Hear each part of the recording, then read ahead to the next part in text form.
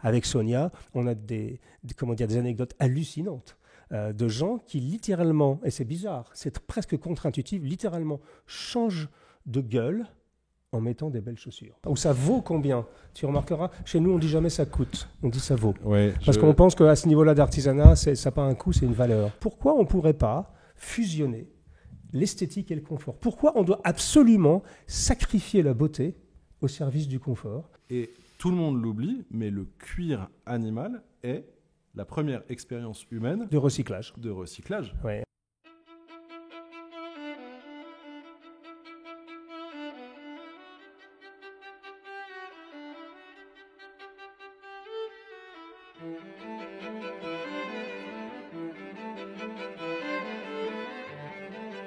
Mesdames, Mesdemoiselles et Messieurs, chers amis, chers abonnés, bonjour et bienvenue dans ce nouvel épisode de notre discussion sartoriale. Aujourd'hui, comme vous pouvez le constater, nous ne sommes pas seuls. J'ai un invité très particulier à ma droite, mais j'ai également devant moi un extraordinaire grand nombre de friandises. Parce que vous savez que sur cette chaîne, les souliers en particulier, c'est l'une de nos grandes passions. On a même commis un ouvrage avec mon épouse Sonia Glynn il y a 3 ans maintenant, aux éditions Grune en français et en auto-édition en langue anglaise. D'ailleurs, pour l'information, toutes les personnes qui souhaitent avoir le livre en langue anglaise, malheureusement, il est complètement en rupture de stock et il n'y a pas de réimpression prévue prochainement. Ceci étant, je pense que vous pouvez encore le trouver en français. Voilà, c'était la petite minute promo. Je n'en fais jamais généralement, mais là, comme je vois tous ces magnifiques souliers devant moi et que j'ai un esthète du soulier à mes côtés aujourd'hui, je ne pouvais m'empêcher ce petit quart d'heure de promotion. Donc, j'ai la joie, l'honneur et l'avantage de recevoir aujourd'hui chez nous en Bourgogne, dans notre salon, Alexis Lafont, qui est l'âme, l'esprit, le fondateur et la puissance créatrice derrière la très jolie marque Colincourt, qui est une maison qui a été fondée en 2008. Bonjour Alexis, comment vas-tu? Salut Hugo, je vais très bien, je te remercie. Ça fait plaisir de se voir, ça fait longtemps qu'on ne s'est pas vu. Hein. Quelle joie. Ouais, le Covid est passé par Bourgogne. là, on se voyait beaucoup avant, et là on s'est d'un seul coup, comme beaucoup de gens. On s'est rattrapé en déjeunant avec ta femme, ta mère, tes 2 chiens, dont un qui a cherché à s'intéresser à mes souliers. Exactement. Et ceux donc, qui sont derrière la caméra. Exactement. Salut. Donc nous sommes contents d'avoir Alexis. Alors Colincourt, tu vas nous raconter l'histoire de Colincourt, c'est un peu l'idée de cette émission. On va essayer de comprendre un petit peu ce qui t'a animé dans ce monde intéressant, créatif, challengeant, mais en même temps extrêmement jouissif du soulier masculin. Et moi je vais vous dire tout de suite mon avis sur la maison Colincourt, parce que vous savez, on reçoit beaucoup de chausseurs ici, on continue notre voyage autour des chausseurs que l'on aime, tout simplement, et des maisons qui font de l'excellent travail dans la chaussure masculine dite classique, bien que le mot classique, tu l'as un tout petit peu corrompu, toi, dans le sens où tu as une vraie modernité. Quand je dis corrompu, c'est positivement, hein, en l'occurrence. Il y a une vraie modernité dans ton travail, mais moi je dirais que Colincourt, allez, je me jette. Tu vas me dire si ça correspond à ce qu'on a envie de dire de toi. Allez. On n'a pas répété, hein, vous voyez, on est sans filet comme d'habitude, bien qu'on a beaucoup de beaux souliers devant nous. Alors, pour moi, Colincourt, d'abord, je pense que c'est le reflet d'une personne. C'est-à-dire que je pense que tu injectes dans tes collections, puisque c'est toi qui design tout, hein, d'après ce que je comprends, tu injectes une partie de toi-même à l'intérieur. Et je trouve que tes collections sont pour moi des collections d'esthètes. On sent qu'il y a une vraie connaissance, un vrai intérêt pour le soulier. Et aussi, on sent qu'il y a une certaine forme de prise de risque que peu de marques ont eu l'occasion de faire. On a reçu ici des gens qu'on aime beaucoup. On a reçu 7e Largeur, on a reçu CNES, on a reçu Marc Guyot, on a reçu Pierre Cortet, on a reçu énormément de personnes, puisque c'est un de nos sujets majeurs. Mais je trouve que Colincourt a quand même un positionnement un tout petit peu plus particulier, puisque j'ai l'impression qu'il y a un geste artistique qui est un petit peu différent. Est-ce que je l'ai bien dit ? Je pense que tu l'as assez bien synthétisé, effectivement, et c'est pas évident à faire, surtout de parler de soi et de sa propre création. Bien sûr. Mais je dirais que je cherche 2 choses lorsque je crée un soulier. Oui. Allez, en partant du principe qu'il y en a une 3e qui est acquise, à savoir la qualité de la fabrication, la noblesse des matières, du montage, etc. Mais on y reviendra si tu veux. Bien sûr. Sur le reste, je cherche vraiment 2 choses. La première, c'est la disruption. Oui. Alors, elle peut avoir plusieurs niveaux d'intensité, parce que... Voilà, hein, c'est... Bien sûr. Il ne faut pas être monomaniaque. Et la deuxième chose... Quand tu dis disruption, c'est essayer d'amener toujours quelque chose de nouveau dans n'importe quelle figure de style traditionnelle ? Oui, essayer de chercher... En fait, j'ai l'habitude de dire que mes souliers, ils ont tous une histoire. Oui. Et ce n'est pas une façon de parler, c'est une réalité. Oui. Ils ont tous une histoire qui commence d'ailleurs avec un moment qui est sans doute le moment cardinal de mon métier, qui est la découverte pour la première fois d'un prototype. D'accord. Lorsque je crée un modèle, je commence par le dessiner avec un crayon à papier sur une feuille, enfin, dans un carnet pour être plus précis. Oui. Ensuite, ce dessin, je le communique à tel ou tel atelier. Là aussi, peut-être qu'on aura l'occasion d'y revenir, mais on travaille avec plusieurs ateliers qui ont chacun leur spécialité et leur savoir-faire, parce que c'est une notion à laquelle je tiens beaucoup, la spécificité des mains. D'accord. Lorsque, enfin, on reçoit le premier prototype, c'est-à-dire la reproduction dans la réalité d'une idée qui est passée de mon cerveau à une feuille de papier, c'est un moment qui est orgasmique en ce qui me concerne, avec une attente très forte, parce que entre l'idée qu'on a eue, ce qu'on a fait sur le papier et ce qu'on va avoir en réalité dans la main, parfois il peut y avoir des écarts assez majeurs, dans le bon sens ou dans le mauvais sens. Bien sûr. Et ce moment-là, on a coutume de l'appeler chez Colincourt, parce que je ne suis pas tout seul, on est une équipe, on appelle ça Noël. Donc en fait, quand les gars reçoivent des prototypes, ils m'envoient un texto en me disant « c'est Noël, il faut que tu passes ». Ah oui. Voilà, c'est une anecdote pour essayer de transmettre la notion de plaisir. Ouais. Et c'est la deuxième cardinale de ce que j'essaye d'insuffler aux créations que je propose. On est parfaitement d'accord. J'en ai encore discuté hier avec un client. Personne n'est jamais sorti de chez nous avec des souliers parce qu'il avait besoin d'éviter de sortir pieds nus le matin. D'accord. Donc c'est vraiment, tu veux dire que les gens qui viennent chez toi, c'est un achat presque de passion, d'impulsion esthétique. Il y a une dimension esthétique qui est très importante. C'est exactement ça. En fait, moi, mon ambition est d'essayer de fabriquer des coups de cœur. Avant de le transmettre, il faut déjà que je l'ai perçu moi-même, mais c'est vraiment la deuxième cardinale. La première, c'est la disruption, essayer d'amener quelque chose de différent, quelque chose de singulier, voire une approche. C'est pas forcément dans le produit, ça peut être dans l'approche. Par exemple, lorsque j'ai créé Colincourt, on était, à ma connaissance en tout cas, la seule maison qui proposait tous les montages qui existent dans la nature. Alors que chaque maison avait l'habitude, comme une tradition, soit plutôt du Blake, soit voilà, plutôt et ça a donné lieu à une guerre de religion entre les différentes maisons. On va dire une guerre de clochers en tout cas. Allez. Tu remets l'église au milieu du village. Exactement, une guerre de clochers. Donc, tu avais par exemple, pour citer des noms qui sont connus de tous, Berluti ou Bercy qui étaient très sur le Blake, là où un John Lobb et un Crockett Jones étaient exclusivement sur le Goodyear. Sur du Goodyear, absolument. Pardon. Lorsqu'on est arrivé avec notre proposition, Colincourt, l'idée c'était de pouvoir en fait proposer un montage qui soit associé à l'usage que la personne va avoir du soulier. D'accord. Et je crois que dans cette démarche-là, il y avait une forme de disruption parce qu'à l'époque, personne ne proposait ça comme ça. C'est vrai. Et c'est ce qui nous a donné la liberté au niveau créatif de pouvoir nous exprimer dans différents domaines. On en parlait tout à l'heure. Voilà, on propose des espadrilles, on propose des bottes de moto. Alors on disait ça. Alors pour résumer Colincourt, on va faire un deuxième petit essai. En fait, Colincourt a une particularité, c'est qu'il va de l'espadrille à la botte de moto. Et tout ce qu'il y a au milieu, vous allez voir, il y a des très très très belles choses au milieu. Donc ça veut dire que l'amplitude des gammes que tu proposes est extrêmement large. Je pense qu'on ne peut pas faire beaucoup plus large, d'ailleurs, en l'occurrence. J'irai pas jusqu'à la tongue. Peut-être les tongs. C'est le costume jaune et rose qui fait ça. C'est ça. J'irai pas jusqu'à la tongue. Et pour la petite anecdote, on me l'a proposé. C'est vrai. J'ai essayé comme un challenge. De me dire, tiens, c'est intéressant de se mettre en danger. Qu'est-ce que je pourrais produire comme idée là-dessus ? Et fort heureusement, j'ai pas eu à tester mon cerveau trop loin parce que le projet s'est arrêté pour d'autres raisons. D'accord. Mais je crois que c'est plutôt une bonne chose. Ouais, je pense que bon. Non, parce qu'en plus, je disais ça avec un peu d'humour, mais la réalité, c'est qu'un produit qui ne contient pas de technicité, pour le coup, sort complètement de mon scope. Ça m'intéressera plus. D'accord. Parce que moi, je suis d'abord un amoureux des très jolies choses. Alors. Très jolies choses en termes de fabrication. On va regarder les jolies choses, il y en a beaucoup ici. Maintenant, j'aimerais en savoir plus un tout petit peu sur d'où tu viens. Parce que si tu as démarré Colincourt en 2008, tu as 41 ans aujourd'hui. C'est ça. Donc en 2008, tu étais jeune, tu étais dans le milieu de ta vingtaine d'années, c'est ça? Avais-tu eu une vie avant Colincourt? Et d'abord le nom Colincourt. Parce que pour nous, les Parisiens, Colincourt, c'est une rue. C'est une rue qui est au-dessus de la place de Clichy, si je me souviens bien, la rue Colincourt. Qui est juste à Montmartre. À Montmartre, Et pourquoi Colincourt? Alors, il se trouve que la rue Colincourt croise la rue Joseph de Maistre. D'accord. Et que les deux se trouvent être mes aïeux. D'accord. Les deux du côté de ma mère, d'ailleurs.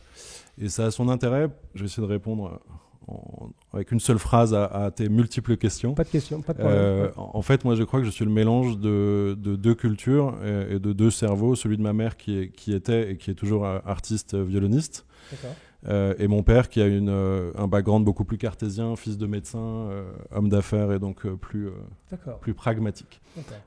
Et je crois que c'est la synthèse des deux qui m'a permis, ou qui m'a donné envie en tout cas, de mettre ça en musique en ayant une proposition sur des objets aussi beaux que le soulier. Caulaincourt et Joseph de Maistre, donc ce sont tes aïeux, donc Caulaincourt et Joseph de Maistre qui étaient, rappelons-nous pour les gens qui ne sont pas des férus d'histoire. On va se concentrer sur Caulaincourt parce que sinon je crains que je ne déborde. Oui, d'accord. Caulaincourt était général de Napoléon. Oui. Et il se trouve qu'il était considéré comme un féru d'élégance et quelqu'un qui s'intéressait aux détails, à l'esthétique, à la fonction. En fait, c'était un dandy avant que le mot n'existe, parce que la notion de dandysme est arrivée plus tard. Oui. Et voilà, ce monsieur a été notamment dans sa carrière dans l'armée de Napoléon. C'est lui qui a fait la retraite de Russie avec Napoléon, par exemple.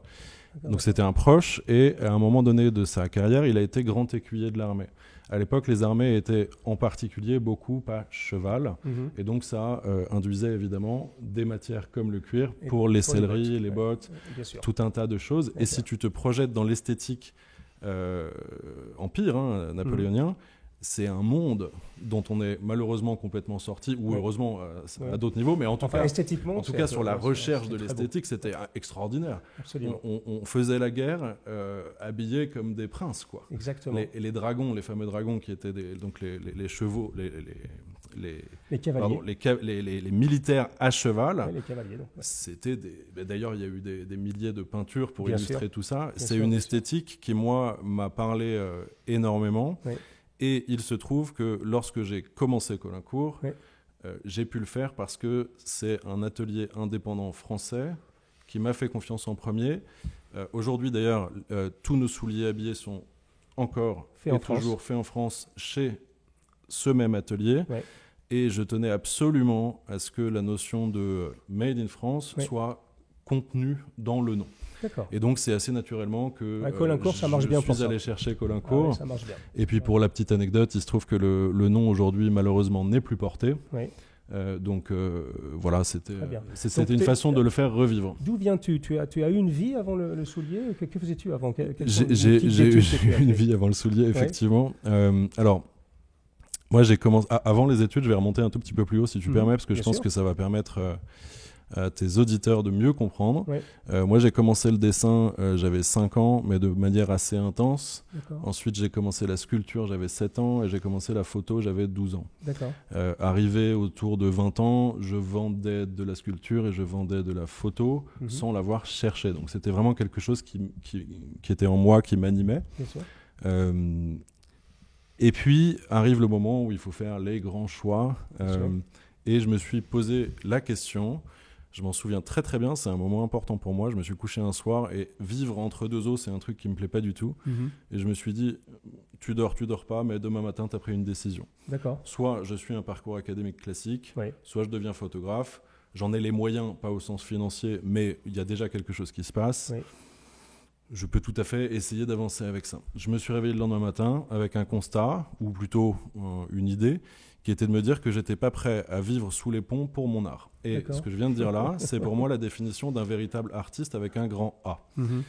Raison pour laquelle je ne me définis pas comme étant un artiste, parce que j'essaye d'être cohérent avec moi-même, mais plutôt comme un créateur, comme un designer. D'accord. On peut débattre toujours, mais... Bien sûr. Voilà. En tout cas, à l'époque, j'ai pris cette décision qui consistait à suivre un parcours académique plus classique. Ce que j'ai fait, donc j'ai pas mal de diplômes. J'ai fait une école de commerce, j'ai fait un degree en Irlande, je suis rentré, j'ai bossé en marketing chez Kellogg's. D'accord. Chez Kellogg's, les céréales ? Les céréales. Nul n'est parfait, mesdames, messieurs. Moi, j'ai même bossé en stage chez Pampers. C'est vrai ? Oui, tu vois. J'étais assistant chef de produit pour les couches Pampers. Avec les vestes voilà, donc estivales. entre Kellogg's et Pampers, vous voyez, les chemins vers le sartorianisme sont impénétrables. Voilà. C'est ça. Donc et tu décides d'être photographe. En fait, quand je suis... Non. Lorsque je me retrouve chez... Non, je décide en fait de ne pas être artiste. Oui. Pardon. Je suis mon parcours académique classique. Je suis même passé par Centrale Paris. D'accord. Et... je me retrouve à travailler chez Kellogg's et là, je me dis que ça va pas fonctionner la façon dont tout ça marche par rapport à ma personnalité. Donc, énorme moment de solitude, qu'est-ce qu'on fait, etc. C'est là où je décide d'aller faire Centrale en PhD, l'équivalent, je ne sais plus à quoi ça correspond aujourd'hui, mais c'était pour essayer de faire évoluer en fait le chemin que j'avais pris pour essayer de ne pas rester coincé dans le marketing. Et puis, je me retrouve à bosser en stratégie, je suis devenu consultant en stratégie, ça se passait très bien.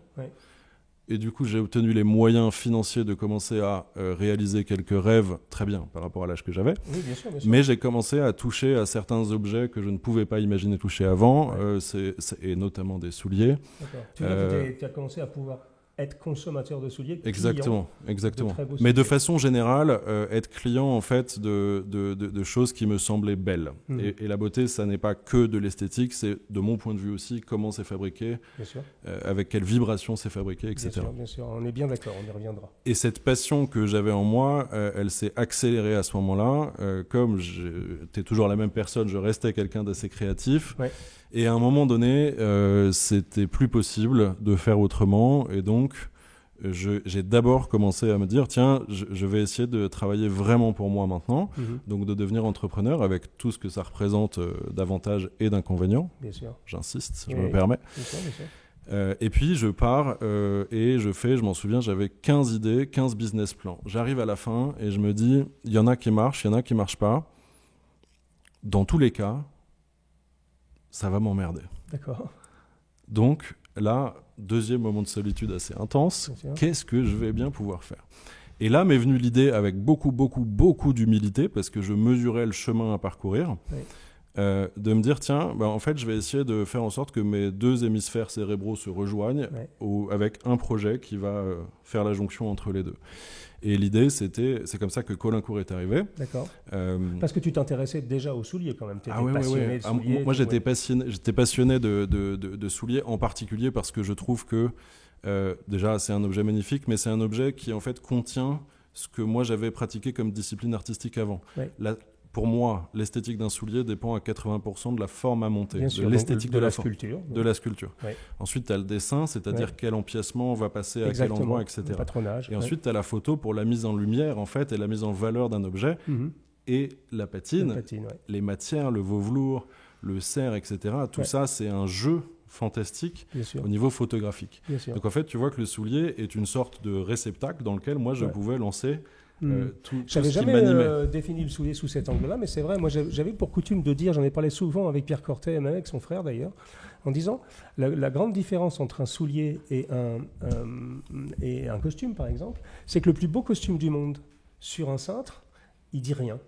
C'est-à-dire que même un truc complètement extravagant, très beau, avec un magnifique tissu parfaitement coupé sur un cintre, il dit rien. Alors qu'un soulier, déjà par lui-même, il dit quelque chose. Parce qu'il est en 3D. Parce que c'est une sculpture. Parce que c'est une sculpture. Parce que c'est une sculpture. Voilà. Et c'est pour ça que d'ailleurs, pour la petite histoire, je sais que Christophe Cortet a arrêté son activité là récemment, mais il faisait un truc avec Toulousain à l'atelier du Tranché il y a quelques années, où il revivifiait cette tradition qui était quand tu commandais une paire chez eux, ils te faisaient la paire normale et ils te faisaient la paire en miniature. C'était une vraie paire. Exactement. Une vraie paire avec un vrai cousu Goodyear ou peu importe, cousu trépointe en l'occurrence, que tu pouvais mettre sur ta cheminée. Et j'ai trouvé ce geste absolument magnifique parce que le soulier, mesdames, messieurs, j'ai eu l'occasion d'en parler à maintes reprises, c'est un objet éminemment utilitaire, par définition, parce qu'on a besoin de souliers pour marcher dehors et d'être confortable dans ses souliers, mais c'est aussi un objet qui contribue grandement à la personnalité, ou en tout cas à l'évolution de la personnalité. Avec Sonia, on a des anecdotes hallucinantes de gens qui littéralement, et c'est bizarre, c'est presque contre-intuitif, littéralement changent de gueule en mettant des belles chaussures. Ouais, mais j'en suis tout à fait convaincu. Je pense que le soulier a un pouvoir littéral. J'allais dire sur la personnalité, et je me reprends moi-même. En tout cas, sur peut-être la destinée ponctuellement de certaines personnes. Parce que en fonction de ce que tu vas porter au pied, tu vas vraiment te ressentir toi-même comme étant plus ou moins confiant, plus ou moins expansif, plus ou moins... Absolument. Et moi, j'ai toujours considéré que le vêtement est un langage. Oui.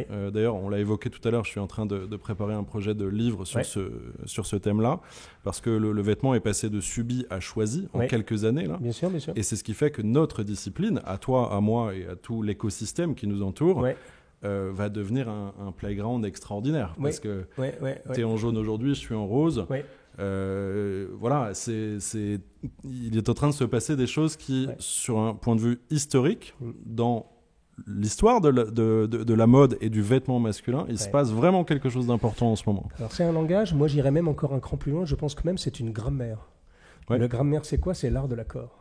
Et justement, je pense que justement nous, et j'en ai parlé souvent même sur des chaînes de télévision, dans des journaux récemment, cette notion qu'on a perdu, et je pense que le revival, la revivification, la renaissance peut-être de nos métiers, parce que des fois avec Sonia on se dit bon, allez, peut-être c'est dans notre tête la renaissance, parce qu'on est plongé dans le truc, et on voit que des gars bien habillés toute la journée, on est passionné de l'artisanat, mais quand même, les chiffres semblent nous donner raison petit à petit, et nous on sent cette nouvelle génération petit à petit qui on l'observe. Elle est en train de revenir petit à petit. On l'observe. Et qu'effectivement, ils redécouvrent tous que, bah oui, c'est peut-être un peu fou de dire ce qu'on est en train de dire, mais une belle paire de souliers. Moi, j'ai vu des gens porter pour la première fois une paire de souliers en cuir, changer de gueule, changer de posture, changer presque de charisme d'une certaine manière. Pourquoi ? Parce que je pense que c'est presque géométrique, mais c'est presque les fondements. C'est les fondations, littéralement, d'une personnalité. Et je vous invite donc, mesdames, messieurs, on va en parler longuement, mais à bien écouter tout ce qu'on va dire, parce que là, on va mettre les mains dans des souliers qui ont, selon le design de Alexis, un peu cette définition-là. C'est-à-dire que ce n'est pas simplement des objets utilitaires pour marcher, c'est beaucoup plus que ça. C'est un champ d'expression, c'est un champ, bien sûr, de confort, mais c'est aussi, ça a un impact très fort sur votre charisme. Alors, maintenant, on va rentrer dans Caulaincourt. L'entreprise. Alors donc on est 2008, hein, c'est ça? Donc tu démarres. 2008, ouais. Tu démarres. Comment tu démarres? Comment je démarre? Tu commences à aller voir des ateliers. Je pense que je dois être une des rares personnes de cet univers à n'avoir eu strictement personne familialement ou en termes de réseau qui connaissait un tel ou connaissait qui que ce soit. Donc j'ai vraiment commencé de zéro, pointé. D'accord. From scratch, comme on dit dans ton autre chez toi. Ouais. Et c'est peut-être aussi ça qui m'a donné un regard un peu différent sur l'objet. Donc j'ai dû batailler pour faire exister ce qu'on pourrait qualifier de première collection. Il y a eu quelques rencontres déterminantes dans ce processus-là, notamment celle de Raymond Massaro, qui est mort il y a pas très longtemps. 3-4 ans. Et je me souviens être dans son bureau, je ne sais pas si tu y avais été à l'époque, avec un parquet extraordinaire. Et il avait une peau de zèbre, mais du vrai zèbre. Et je me souviens, c'est une image qui m'a marqué. Et Raymond Massaro, qui était un monsieur un peu cubique, tout petit, assis comme ça derrière son bureau, et qui m'invite à lui montrer donc mes 6 ou 7 premiers modèles. D'accord. Et puis il est resté silencieux assez longtemps, donc j'attendais le coup près. Et puis il n'y avait rien qui l'obligeait à rien du tout. Bien sûr. Et il m'a regardé avec un petit sourire, il m'a dit, il se passe vraiment quelque chose dans ce que tu proposes là. Bien sûr, il y a des choses à améliorer. Mais il se passe quelque chose. Et il m'a regardé, il m'a dit, tu peux me croire, ça fait un certain temps que je fais ce métier-là. Massaro, icône du soulier. Oui, Massaro, c'est vraiment...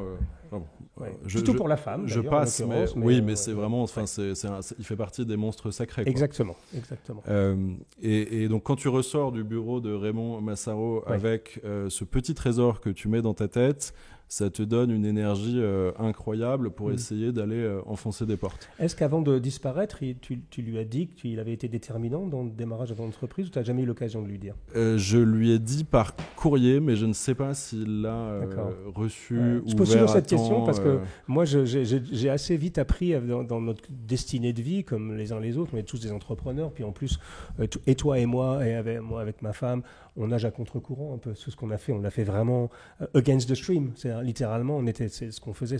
Et souvent, on a tendance à oublier les étincelles comme ça. Et moi, avec Sonia, on a fait presque œuvre une profession de foi, de dire de ne jamais oublier les gens qui nous ont à un moment déclenché la bonne étincelle. C'est absolument fondamental. C'est fondamental. Alors donc, si jamais M. Massaro n'a pas eu cette lettre, la maison Massaro donc existe toujours. Il l'a reçue entre-temps. On voulait juste lui rendre hommage comme ça en passant. Exactement. Donc il y en a eu bien sûr d'autres et des moins connus et des tout aussi importants qui m'ont aidé le long du chemin. Oui.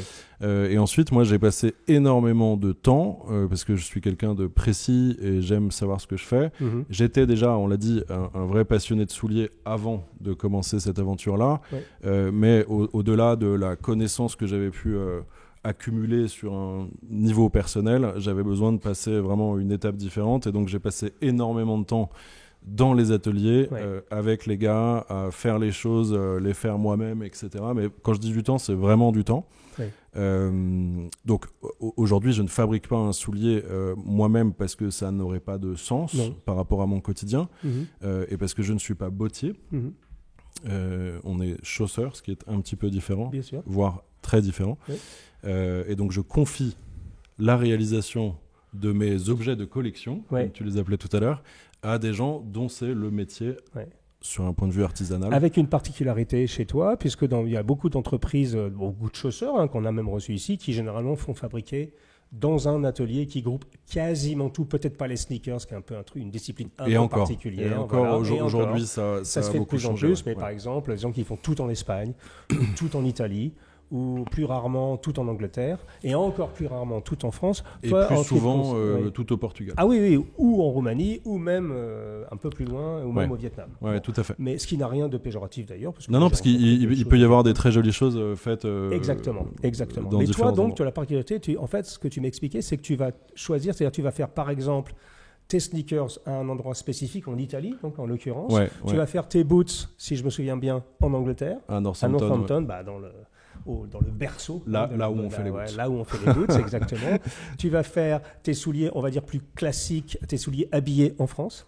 C'est ça. Cocorico, c'est ça. Made in France, ou en France ? À côté de Cholet. À côté de Cholet, c'était l'un des berceaux à une certaine époque. On n'est plus très nombreux, mais il y a Cortet encore, il y a Cortet qui est juste à côté de chez nous. Exactement. Et vous, et très peu d'autres, malheureusement. Et très peu d'autres. Et j'ai oublié une autre figure de style, et les loafers. On a les loafers, alors c'est tout le concept des souliers non doublés. Et là, on s'est fait où ? On en reparlera. Et ça, c'est fait en Espagne, parce qu'ils ont cette culture-là. Bien sûr. Et si tu regardes un petit peu... c'est intéressant parce que la culture des mains, dans notre métier, les mains, c'est fondamental. Bien sûr. La culture des mains, je parle bien de la culture, elle provient de générations. Et en fait, cette culture-là, elle provient aussi du fait de vivre dans un environnement donné. En Angleterre, il fait mauvais. Ça, c'est sûr. Il fait pas très beau. Il fait mauvais souvent. Voilà, on reste anglais dans la façon de le dire. Il fait mauvais souvent. Et donc, forcément, la conséquence directe, c'est que ça fait des centaines d'années que les Anglais ont besoin de sortir dans la rue avec des chaussures qui sont extrêmement robustes, qui résistent à la boue, etc. On va dire sérieusement chaussées. Sérieusement chaussées. Et donc, ils ont développé au fil des années, au fil des décennies et au fil des siècles, une culture de la main, c'est-à-dire qu'ils sont naturellement doués pour faire ce type de produit. Et en fait, ça, tu vas le retrouver dans différentes régions du monde. Typiquement, en Italie, il y a cette finesse culturelle. Ça, c'est fait en Angleterre, donc. Ça, c'est fait en Angleterre, oui. Bon, on aurait pu s'en douter un tout petit peu. En tout cas, que c'était fait au Royaume-Uni. C'est du Harris Tweed par ailleurs, donc ça aide à avoir des circuits courts parce que bien sûr, tout est au même endroit. L'île de Harris et l'île de Lewis, on connaît bien. On a fait un reportage là-bas, donc on est très bien j'ai vu, ce produit-là. Alors ça, Alexis, je dois avouer. Bon, Harris Tweed évidemment, jolie bottine. Je te coupe, j'ai une anecdote qui me revient. On a lutté pendant des mois pour obtenir la toute petite étiquette. Harris Tweed. Ça s'appelle le Orb. Je tenais absolument à mettre au niveau de la doublure. Parce que c'est un métier comme dans beaucoup d'autres où il y a beaucoup de blabla et moi j'aime bien. D'accord. Et tu as le Orb dedans alors ? Ouais, on l'a sur tous les souliers. Ouais. D'accord. Alors de Orb, je ne vais pas vous faire un truc, mais c'est quand même intéressant. On va vous mettre le lien sur le portage qu'on a fait chez Harris Tweed, directement chez Harris Tweed Hebrides, donc dans les îles Hébrides, à l'extrême ouest de l'Écosse, dans un endroit assez peu accueillant d'ailleurs. Il y a beaucoup de vent. Ce qui contribue au charme. Ouais, c'est-à-dire qu'il y a quand même... Et surtout, il n'y a qu'une seule... c'est une route où tu peux passer à 2. Donc tous les 50 mètres, il y a un dégagement. Okay. Alors, moi, je trouve que ce serait peut-être plus simple de faire 2 voies, mais non, ils font des dégagements et c'est très, très étonnant. Donc, alors, je vais peut-être te surprendre, mais pour moi, ce soulier-là, pour moi, c'est Colincourt. Alors, je ne sais pas si c'est un petit peu réducteur, c'est d'ailleurs très réducteur par rapport à tout ce que tu vas nous montrer, c'est évidemment réducteur, mais dans ma tête, si je parle de Colincourt, je pense à ça. Pourquoi ? Sans doute parce que c'est peut-être historiquement le modèle qui a le plus marqué. Oui. Parce qu'à l'époque, on a vraiment été les premiers à réincorporer le tissu, mais ce type de tissu, alors c'était fait il y a plusieurs dizaines d'années, voire plus, mais on l'a littéralement remis au goût du jour. Et ce modèle en particulier... Il est d'une complexité atroce à fabriquer. Raconte-moi. C'est-à-dire qu'en général, les ateliers ne veulent pas le fabriquer. Pourquoi ? Notamment, tu vois, le passepoil qui est ici. Ouais. Alex, on voit bien la caméra quand on montre comme ça ? Quand tu vois le travail de passepoil qui est ici, la jonction entre les deux empiècements en tweed, le fait que ce soit une boots en Richelieu, ce qui... en tant que tel, est une figure de style qui est très rarement observée. Alors ça existe, mais c'est quelque chose que tu ne trouves pas en prêt-à-porter ou très très peu. Oui. Le montage, je t'invite à regarder. Donc c'est un Goodyear sous gravure qui est magnifique avec une trépointe qui est extrêmement serrée. C'est une multitude de détails qui vont rendre l'objet très complexe à fabriquer. Et c'était un peu un modèle emblématique chez toi, on peut dire ça comme ça ? Tout à fait, tout à fait. Je crois que ça fait partie des modèles qui ont vraiment jalonné notre histoire. Et qui a à un moment donné attiré les regards sur la maison, clairement. Et donc ça, tu peux le trouver, ce type de modèle, en prêt-à-porter chez toi, c'est pas en commande spéciale. Le soulier que tu as dans la main est disponible en prêt-à-porter à 585 €. D'accord, parce que généralement ce genre de choses en bimatière, c'est plutôt du made to order, mais toi tu le fais en prêt-à-porter. On le fait et comment tu fais ? Alors chaque année tu changes la texture du tweed, tu sens la couleur, raconte-moi un tout Alors, petit peu. C'est amusant parce que dans notre métier, évidemment, comme dans tous les métiers créatifs, il faut amener une fraîcheur, une nouveauté, une variation. Ce qu'on a évidemment essayé d'appliquer à ce modèle-là, et c'est amusant, mais les gens préfèrent systématiquement cette version. D'accord. Donc désormais, elle est plus éditée qu'en 2 version, la version originale qui est celle-ci. Celle-ci, c'est l'original. Et une version entièrement en cuir, en calf, qu'on patine à la carte, et qui est du coup unimatière. D'accord. Et si tu souhaites le même soulier avec un tweed gris ou violet ou jaune, là on part en MTO. Exemple, là on part en MTO, c'est-à-dire c'est l'acronyme pour commande spéciale, où là en fait on va partir de ce modèle-là, et toi en tant que client tu vas nous dire en fait le médaillon de perforation au bout je l'aime pas trop, je voudrais le virer. Et puis je voudrais un tweed différent. Je voudrais un tweed rose, voilà. Et à ce moment-là on va fabriquer une paire à l'unité pour toi. Et là tu rajoutes les commandes spéciales. 150, 200 €. Là on rajoute 195 € sur le prix de départ du soulier. D'accord. Et là donc on confirme c'est bien fait à Northampton, donc dans le berceau. Exactement. Du beau soulier anglais. C'est vraiment le lieu où tout le monde est, quasiment. Où les gens qui font des très beaux produits en Goodyear sont. Bien sûr. Alors, on va continuer dans les bottines. Allez, on a mis les mains dans les bottines, puisqu'on va rester un peu en Angleterre. Donc, celle-ci, ça, c'est très beau. Alors, ça, c'est fait en France. Ah oui. En l'occurrence. Ouais, c'est une des exceptions. Voilà, ça, c'est très, très joli. C'est une des exceptions parce que c'est un cousu norvégien et que, pour le coup, je n'ai jamais trouvé d'atelier aussi fort que notre atelier français pour faire un cousu norvégien qui est vraiment fait dans les règles de l'art. Et donc, je leur ai confié la réalisation de cette version-là. Donc, comment s'appelle ce modèle ? Il s'appelle Archange, un peu comme une sorte d'absolu. C'est très beau, j'avoue. C'est très beau. Je t'explique pourquoi c'est très beau. C'est que le norvégien, c'est très joli, évidemment. Ça fait tout de suite quelque chose d'un tout petit peu plus sophistiqué. Mais je trouve qu'il est norvégien tout en étant pas lourd. C'est-à-dire qu'il a une vraie légèreté, une vraie fluidité dans la ligne, ce qui est pas facile en norvégien, parce que la structure même de la chaussure fait que ça peut être un tout petit peu bouffi ici et là, tandis que là, c'est vraiment très élégant. Je te remercie parce qu'en fait, c'est le résultat visible d'un travail invisible dont on parle quasiment jamais. Hein. Même si moi j'aime m'ouvrir à ça lorsque je suis avec des clients physiquement, parce que sinon ils n'ont pas forcément l'occasion de comprendre ce qui est derrière l'objet. Mais cet objet-là, il a des dizaines et des dizaines, voire plus d'heures de retravail pour arriver à cet équilibre-là. C'est un peu un vaisseau amiral chez toi, celui-ci. C'est un statement. C'est un statement.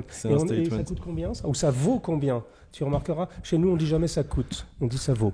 Parce qu'on pense qu'à ce niveau-là d'artisanat, ça n'a pas un coût, c'est une valeur. C'est ça. Et comme disait Monsieur Rolls, le prix est oublié bien longtemps. Presque, on se souvient de la qualité, mais pas du prix. Donc, mais c'est quoi, 600 euros ? En ce qui concerne Colincourt, ça peut s'avérer être un problème, parce que comme on fait un énorme effort pour être accessible, au niveau du prix, accessible c'est subjectif, par rapport à l'objet que tu as dans la main. Bien sûr.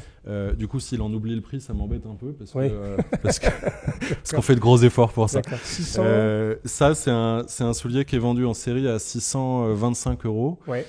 Pour les 625 €, est inclus le travail artisanal de patine, donc la coloration du cuir qui est faite entièrement à la main de A à Z. Et donc, j'insiste, c'est inclus dans le prix du soulier. Et ça, c'est made in France. Ah, alors, non seulement c'est made in France, mais en plus, ça l'est à 100%. Attention, parce que le Made in France, hein, tu sais, il y a des lois qui disent que si tu fais 20%, tu as le droit de mettre ton étiquette. Nous, quand on dit que c'est fait en France, c'est fait en France de A jusqu'à A. C'est-à-dire que tu as fait tout le tour de l'alphabet. C'est baraquette, donc, en l'occurrence. Et la deuxième chose, exactement. Et la deuxième chose, c'est que les matières aussi sont des matières françaises. On essaye d'avoir vraiment des circuits courts. Donc, tu vois, on parlait du tweed tout à l'heure. Et de Northampton. Là, c'est un soulier qui est manufacturé en France et ce sont des peaux qui viennent de la tannerie Dupuis, qui est connue et reconnue. Bien sûr. Le Sicalf, premier choix, que tous les amateurs connaissent. Continuons dans le monde de la bottine, parce qu'il y a des objets un peu spéciaux ici. Alors ça... Alors moi je pensais d'emblée, moi je vois tout de suite là, c'est un sélecteur c'est une botte de moto en fait, c'est une bottine de moto. Alors c'est une bottine de moto. L'idée étant que, évidemment, on ne va pas faire de l'enduro avec ça. Elle n'est pas homologuée au sens état français du terme. Hein. Attention, j'insiste. C'est une bottine de moto qui va littéralement te protéger au niveau des malléoles, dont l'ergonomie est conçue pour les motards, avec le sélecteur, mais aussi avec l'ouverture à l'arrière, avec le zip. Oui, regarde, Alex m'a montré ça, ça s'ouvre. Hein. Alors, je ne vais pas l'ouvrir comme ça, mais ce qui fait qu'en fait, les lacets sont là exclusivement pour gérer la pression que tu veux mettre sur ton coup de pied. D'accord. Et donc le serrage en fait du chausson. Mais tu pénètres dans le soulier par l'arrière avec le zip. Avec le zip. Et en fait, les motards ont cette... alors, il y a un embauchoir dedans, ce qui fait que c'est compliqué. D'accord, évidemment. Mais ça s'ouvre effectivement comme ça, ce qui fait que tu peux les enfiler très rapidement. Et je pense peut-être que c'est lié à la pratique de la moto, mais les motards veulent enfiler très vite leurs affaires. Ah ouais. Et alors, j'étais en train de dire... il doit y avoir d'autres explications. Mais voilà. En tout cas, cet objet-là, il est vraiment... On s'est dit, comment est-ce qu'on pourrait faire une godasse extraordinaire qui permette aux motards d'avoir quelque chose qui va les protéger, et en même temps vraiment, qui soit joli, sans être homologué, mais en même temps qui ait de la gueule, qui soit un vrai bel objet. Alors c'est marrant, j'étais en train de dire au début, pour moi, ça... Quand je regarde ça, si tu me poses la question, je dis ça c'est de la commande spéciale. C'est impossible d'avoir ça en prêt-à-porter. Et pourtant, toi, tu l'as en prêt-à-porter. Et pourtant, on l'a en prêt-à-porter. Alors, je rigole parce que je pense qu'on est arrivé, comme ça fait 15 ans, on est arrivé à un niveau de largeur de gamme qui devient trop important. Et je fais un peu d'autodérision là-dessus. Non, celui-ci non. Il restera à jamais dans nos collections, c'est sûr. Mais je suis en train de réfléchir à faire une autre version un peu simplifiée. Bien sûr. Alors ça, c'est une chaussure qui a été portée, je la vois celle-ci. Elle est très jolie, c'est une chaussure portée. C'est un soulier que, en fait, je t'ai amené certains de mes souliers. D'accord. Pourquoi ? Parce que je trouvais ça intéressant de sortir de l'image papier glacé magazine, bien sûr. où on amène une chaussure qui n'est pas forcément représentative de ce qu'elle va exprimer dans sa vie de chaussure. Et donc, je t'ai amené 2 ou 3 souliers qui sont les miens, personnellement, pour que ça permet aussi de se projeter un petit peu et de voir comment les objets vieillissent. Donc ça, c'est une couture Balmoral, c'est une Chelsea, un genre de Chelsea, c'est une Chelsea, complètement. Donc une bottine à élastique avec une triple spécificité. La première, c'est que c'est une découpe Balmoral, effectivement, donc cet empiècement ici qui ne revient jamais au talon. Balmoral, mesdames, messieurs, c'est cette chose-là. C'est-à-dire que, contrairement à d'autres souliers qui vont faire une vague comme ça, ce qu'on appelle la couture Balmoral, elle va jusqu'à l'arrière du soulier. Et c'est un peu la confusion parce qu'on s'est aperçu qu'aux États-Unis, les gens appelaient des Richelieu des Balmoral. C'est un abus de langage. Il y a toujours un problème de sémantique dans notre milieu. On travaille beaucoup sur le sujet pour appeler un chat. Et on doit avouer que parfois, avec la perfide Albion, on a quelques soucis parce que ce qu'on appelle... par exemple, dans le monde des chemises, qu'on appelle une couture anglaise, eux, ils appellent ça une couture française, juste pour rire. Et on a plein de choses comme ça. Nous, ce qu'on appelle un smoking, c'est impropre. C'est pas du tout un smoking. C'est un dinner jacket, donc on se bat toujours. Mais c'est une bottine, donc Balmoral, bottine Chelsea, donc avec un élastique ici qui est recouvert de cuir, d'ailleurs, ce qui est assez joli. C'est une proposition assez différente de ce que tu vas pouvoir trouver sur le marché. C'est un Chelsea boot avec un bout droit. Il y en a très peu. C'est un Chelsea boot en Balmoral, il y en a très peu. Et l'association des trois avec les élastiques comme ça qui sont gainés de cuir. Disons que l'agglomération de ces trois détails, plus un certain nombre d'autres, confère une vraie personnalité à l'objet. D'accord. Et là, on est aux alentours de 500 € à peu près aussi 585, pareil avec la patine qui est incluse dedans. Donc là, on est sur un montage en Goodyear. D'accord. Et toujours faite en Angleterre. Tiens, attrape-la parce que j'ai le bras assez long. Alors ça, c'est un peu plus... C'est différent. C'est du veau velours d'abord. C'est job pur un peu, on pourrait dire. C'est un job pur. Je te l'ai amené parce que c'est peut-être pas la plus spectaculaire, mais c'était pour essayer d'illustrer à quel point on essaye d'être dans le détail. Et elle a l'air simple. Elle n'est pas tant que ça. D'accord. Déjà, la forme. Alors là, c'est une pointure. Je me permets, je vérifie. Ça, c'est un 42. Cette forme-là... c'est ma pointure. Ouais, mais alors, je suis désolé, j'ai qu'un pied. Ah mince, je vais la porter en sautant à cloche-pied. Mais peut-être qu'on peut trouver une chaussure où j'ai un autre pied. Je rigole. C'est une forme qui est, de mon point de vue, extrêmement équilibrée. C'est-à-dire qu'elle est relativement fine, sans être trop ronde, sans être trop pointue, sans être... Elle est jolie. Elle a un galbe. Comme ça sur le bout. Et c'est pas si simple que ça à trouver sur ce type de boots. Ensuite, elle a une manchette qui est plus haute que la moyenne. D'accord, effectivement. Ce qui permet, outre le charisme de l'objet, ce qui permet d'éviter l'exaspération d'avoir ton pantalon qui se coince à ce niveau-là à chaque fois que tu te lèves. D'accord. Là, en fait, à moins de porter un short, auquel cas le ou d'avoir un vrai feu de plancher, en l'occurrence. Mais dans ce cas-là, c'est un style et le pantalon ne retombera pas dessus. D'accord. Mais c'est un détail. Pareil, la boucle, tu vois, qui est ovale, sans angle. On est dans un univers masculin. Normalement, il y a des codes. Ce qui est masculin, c'est forcément des angles. Tout ce qui est arrondi est forcément féminin, et blablabla. Et c'est un exemple assez intéressant. C'est un détail subtil, mais qui, je pense, crée une différence de plus. Je suis d'accord. Au niveau de l'esthétique. Alors, vous remarquez tout de suite, mesdames, messieurs, qu'avec Alexis, donc on est... il disait au début de cette émission que chaque soulier a une histoire. Bon, je peux confirmer que on vient de passer 10 minutes par soulier, donc vu le nombre de paires qu'on a sur la table... Et encore, je me restreins. Voilà, vu le nombre de paires qu'on a sur la table, je pense que mon réalisateur va commencer à flipper au niveau des gigas, puisqu'on tourne en 4K, donc ça fait beaucoup de gigas. Mais on est au mois de juillet, et il doit faire à peu près 36 degrés. Il fait 36 degrés, on a un petit peu chaud, donc si vous nous voyez transpirer un tout petit peu, c'est la vie, mesdames, messieurs, après tout, c'est normal. C'est ça. Nous ne sommes pas en carbone ni en titane, nous transpirons. Nous allons continuer. Alors, nous allons aborder un sujet qui intéresse beaucoup de gens, c'est le sujet des sneakers. Alors, il intéresse beaucoup de gens à plusieurs titres. Premièrement, moi, je suis entré en croisade en 2009 contre les sneakers en disant jamais de la vie, qu'est-ce que c'est que ces histoires d'aller mettre un costume avec des Stan Smith ou de ce genre de choses. Et j'étais toujours un peu embêté avec cette idée. Alors, ça ne veut pas dire que je ne porte pas de sneakers, j'en porte maintenant puisque c'est toi qui m'as corrompu en premier il y a quelques années. Mais c'est un sujet qui est extrêmement intéressant parce que d'un côté, on pourrait dire, bon, pour moi, le sneakers, c'est pour faire du sport. En gros, une chaussure de sport, c'est pour faire du sport. Je trouve ça relativement comme moi, je vais acheter ma viande chez le boucher et pas au supermarché. J'aime bien la notion d'affecter les choses à leur fonction principale. Mais il se trouve quand même que, allez, je vais dater ça un peu à l'arrache comme ça, on va dire 5-6 ans. Il y a eu un mouvement qui s'est amorcé, dont tu as été l'un des artisans, on peut le dire, au sens propre comme au sens figuré d'ailleurs, de se dire, c'est pas parce que On va aller chercher une figure de style un peu sneaker qui correspond bien à la façon de vivre d'aujourd'hui et à cette recherche et à cette, le fait d'avoir, les Américains ont mis le confort sur un piédestal. C'est-à-dire le confort, c'est la recherche absolue. Il faut que tout soit facile, tout soit confortable et que rien ne demande d'effort. Donc eux, ils ont un peu, crucifié beaucoup d'artisans parce que tout pour le confort. Mais il y a 5-6 ans, je pense, un vrai virage où on s'est dit, et après tout, pourquoi on ne pourrait pas fusionner l'esthétique et le confort? Pourquoi on doit absolument sacrifier la beauté au service du confort? Et pourquoi on ne pourrait pas trouver un moyen, un chemin qui permettrait d'avoir des chaussures extrêmement confortables avec une ambiance sneaker, donc une ambiance chaussure plutôt décontractée, mais en ayant du vrai savoir-faire à l'intérieur. Et je me souviens que tu m'avais vendu je pense que c'était ce modèle-là. C'était ce modèle-là, voilà, tout à fait. Qui s'appelle le Bandit. Le bandit. Alors moi, j'aimais bien le mot déjà, parce que je suis un peu sale gosse. Qui porte assez bien son nom, parce qu'on estime qu'on est un petit peu le mauvais garçon du soulier bien fait. Ouais. On aime bien avoir ce rôle un peu...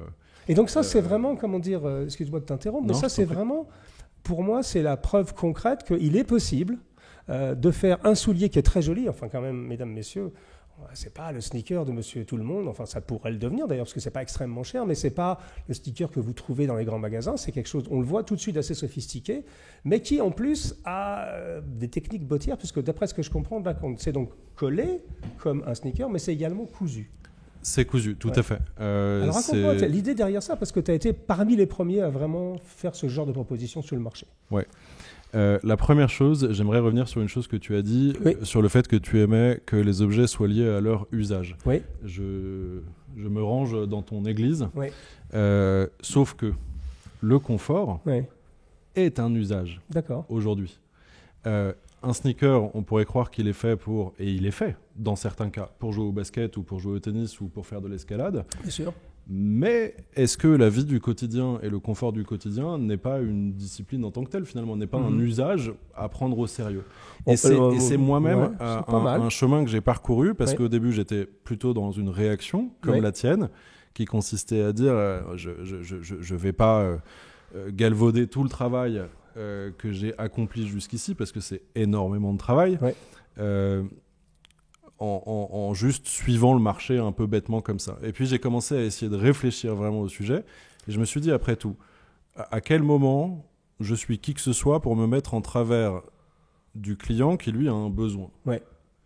Et donc j'ai changé complètement de posture en me disant, plutôt que de critiquer l'idée, essaye d'être utile. Tu veux dire, à ma modeste pour le dire dimension. Au lieu de te prendre la vague dans la figure, tu as essayé de la surfer. Mais tout à fait, mais exactement, Ouais. mais avec beaucoup d'humilité et avec l'idée de me dire que je ne sortirais pas un produit si j'en étais pas amoureux moi-même. D'accord. Et il se trouve que j'ai été incroyablement lent pour pondre le premier sneaker, parce que j'étais un peu en réaction, et surtout je me disais, je ne vois pas ce que je peux amener. Une mouche. Une copine. On est emmerdé avec la mouche depuis tout à l'heure, mesdames, messieurs. On se croirait dans Breaking Bad. On est dans Breaking Bad.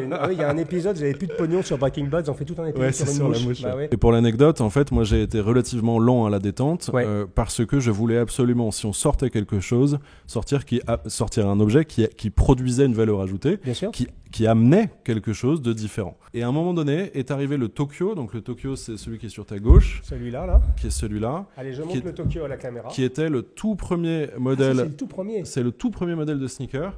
Et qui a été vraiment un succès énorme tout de suite. Un raz-de-marée extraordinaire. Alors attention, il y a des raisons à ça, outre la demande que nos clients pouvaient avoir. Et c'est là, on va peut-être rentrer un petit peu plus dans le détail de ce que nous proposons en tant que maison.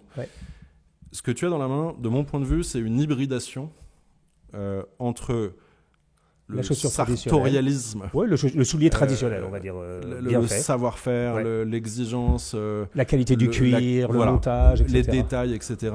Et à la fois un look, mais aussi un confort, et ça je vais en parler parce que pour moi c'est fondamental, qui n'est pas exclusivement lié au fait que ici tu aies des renforts avec un amorti, etc.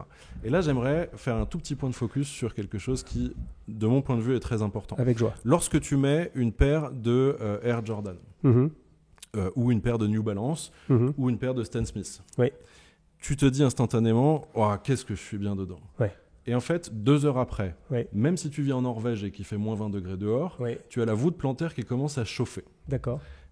Cet échauffement du pied produit une fatigue physique non neutre. Ce qui fait qu'à la fin de la journée, tu ressens une sorte de fatigue et quand tu retires tes Stan Smith, c'est une forme de soulagement. Alors que c'était une révélation d'extase. Normalement, ça devrait être l'inverse, bien sûr. Lorsque tu fais l'expérience avec cette chaussure-là, il va se passer très exactement l'inverse. C'est-à-dire que tu vas la mettre, tu vas te dire c'est confortable, mais j'ai pas le coussin d'air.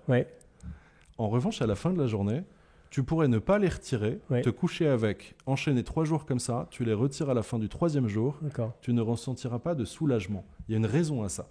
C'est qu'on conçoit nos sneakers comme des souliers, mis à part la semelle en gomme qui est en cuvette. Bien sûr. Ça signifie que tous les composants de la chaussure que tu as dans la main, c'est exclusivement du cuir et du cuir à teinage végétal, c'est-à-dire sans chrome. Qu'est-ce que ça change ? C'est complètement deal breaker, comme on dit. En anglais, parce que le cuir va faire en sorte que tu ne vas pas transpirer, ça ne va pas créer d'échauffement. Mais à la fin de la journée, c'est une véritable révélation. Moi, je peux témoigner, j'ai porté celle-ci, souvent, et j'avoue que c'était surtout pour moi, qui était très, j'étais très revêche sur le sujet, j'y croyais pas trop quand même à cette affaire-là. Puis je trouvais le style, et finalement le style marche bien. Avec un joli pantalon de lin, par exemple, même avec un pantalon de coton, ça marche très bien. Avec un jean, évidemment, ça marche super bien. Avec un selvage, c'est très beau. Alors, le seul problème de ça, c'est que moi, j'avais tendance à me faire un feu de plancher parce que je trouve ça dommage, sur un soulier de cette beauté-là, d'avoir le pantalon qui tombe jusque-là. Donc, j'avais tendance, moi, justement, à relever à dessein mon pantalon raisonnablement, évidemment, mais pour montrer un tout petit peu la forme basket que je trouvais assez jolie. Je pense que tu avais parfaitement raison parce que ce faisant, le soulier va vers le haut et c'est toute ta silhouette qui s'élance en fait. Donne-nous une idée du prix de ça, parce que ça c'est très beau, mesdames, messieurs. Là, on est vraiment dans... Alors, je ne vais pas dire la Rolls du sneakers, parce qu'il y a une énorme bataille sur le sujet, notamment avec des grandes marques qui mettent leur gros logo dessus pour les vendre très cher, des souliers qui sont plutôt j'appelle ça vendre du plastique au prix de l'or, moi personnellement. Mais ça, on voit que c'est un outil technique. Tout de suite, je le sens dans la main, c'est joli, ça a de la stature. Exactement. Comment ça coûte ? Comment ça vaut ? Alors, celle-ci, elle vaut 375 € et celle-ci, elle vaut 395 €. D'accord. Dans tous les cas, comme à chaque fois chez nous, ça inclut le travail de personnalisation de la couleur par le biais de la patine. Et alors, tu m'as dit un truc que j'avais jamais entendu. Que ça, donc c'est la même, c'est une version en cuir grainé, n'est-ce pas ? Ça, c'est une version en cuir grainé qui a été patinée, elle a 6 ans. 6 ans, c'est ton soulier. Elle fait partie de ma collection. D'accord. Le cuir grainé a cette particularité d'être extrêmement confortable, donc je la porte beaucoup trop. D'accord. Surtout que j'ai un métier où je cours tout le temps, je suis à droite, à gauche, etc. Donc c'est une chaussure que j'estime avoir portée, je dirais, facile 200 fois. D'accord, c'est beaucoup. Ce qui est beaucoup, et comme tu peux le voir, elle a une semelle qui est toute neuve. Alors donc, ça veut dire, mesdames, messieurs, alors ça c'est une révélation pour moi, et ça peut-être, ça peut changer un peu la donne, parce que moi j'avais toujours cette idée-là, bon un sneaker c'est bien, mais enfin ça a une durée de vie assez limitée par rapport à mes Richelieu que j'ai depuis 15 ans par exemple, et bien celui-ci, donc tu l'as ressemelé. On les a ressemelés, je pense, d'ailleurs... si tu as un avis contraire, c'est le moment de me le dire. J'ai jamais entendu un sneaker ressemelé. À ma connaissance, on est les seuls au monde à ressemeler nos sneakers. D'accord. Et je t'ai amené celle-ci pour que tu te rendes compte de ce que ça veut dire, parce que quand on parle de sartorialisme, quand on parle de produits bien faits, en fait, ça n'exclut pas les sneakers. Bien sûr que non. Un sneaker comme ça, donc il a 6 ans, il a à peu près 200 ports, ce qui est déjà beaucoup. Voilà, tu peux le voir, je ne l'ai même pas ciré avant de venir. D'accord.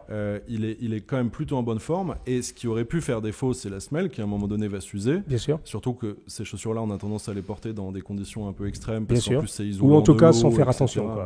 Tout à fait. En tout cas sans faire attention. C'est vrai qu'on est moins précautionneux avec une basket qu'avec un soulier traditionnel. Bien sûr. Et là, en fait, tu te rends compte que cette chaussure-là, elle va faire 15 ou 20 ans. Alors comment tu la ressemelles ? Parce que tout le monde me disait, parce que tu la décolles en fait tout simplement, et tu arrives à recoudre dans les mêmes trous de couture, c'est ça ? Alors, c'est un peu compliqué quand même, j'imagine. C'est super compliqué.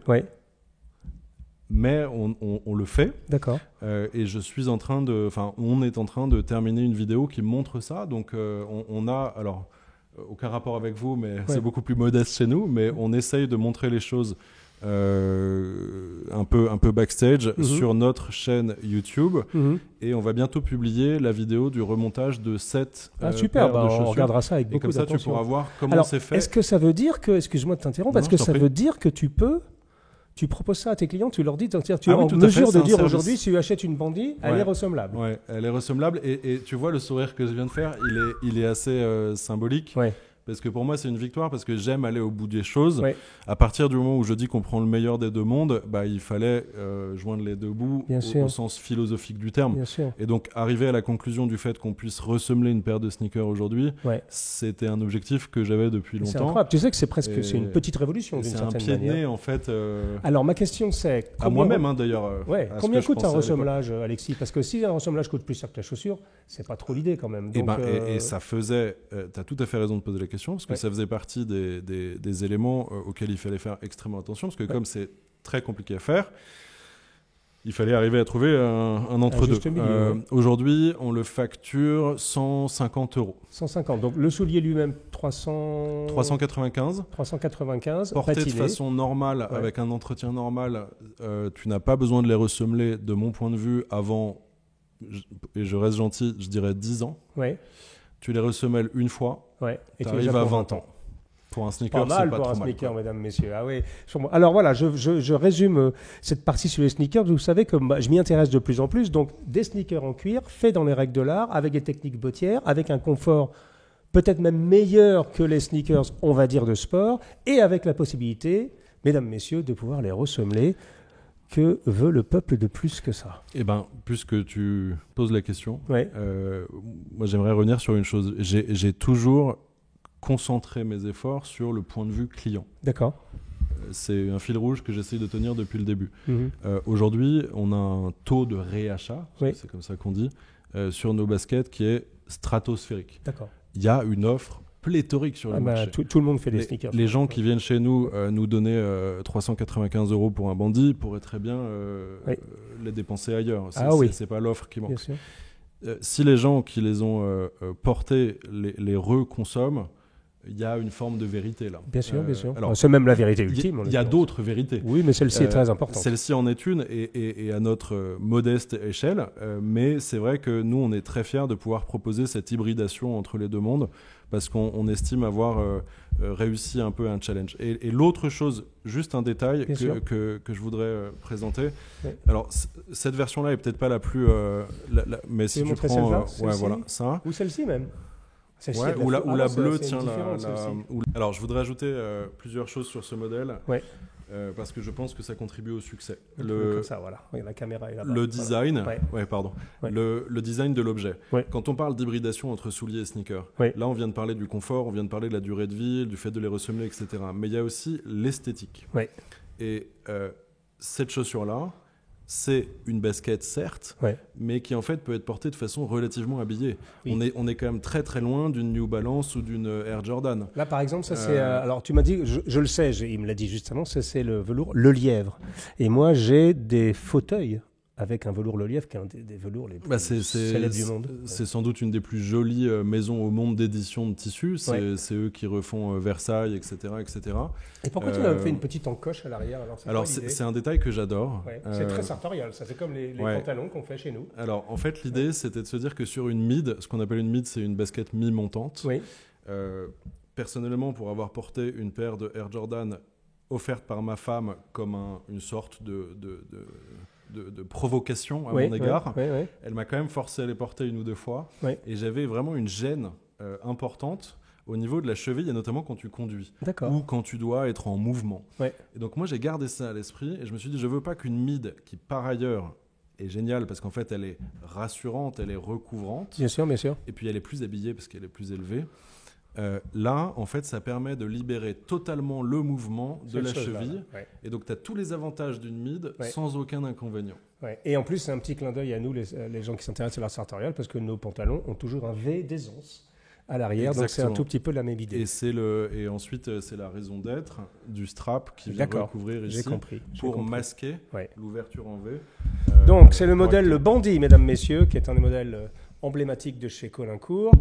Ressemblable, là, en cuir grainé. Et on a même une version, alors ça c'est étonnant, Alors là, il fait 36 degrés dehors, on transpire à grosses gouttes, et il nous a amené une version en fourré. Ouais. C'est pour l'hiver, c'est ça? Alors, il s'appelle le modèle Storm. D'accord. Et en fait, l'idée, c'était de faire une dérivation du bandit et de l'ajuster, de l'adapter à l'usage qu'on a envie d'avoir d'une basket l'hiver. D'accord. Donc là, elle est entièrement doublée en mouton. D'accord. Quand je dis entièrement, c'est la première de propreté incluse et jusqu'au bout. D'accord. Et le mouton a cette capacité extraordinaire en termes de confort. Enfin, c'est une pantoufle absolue. Ouais. Et si je peux me permettre, je vais te montrer un autre détail. Ouais.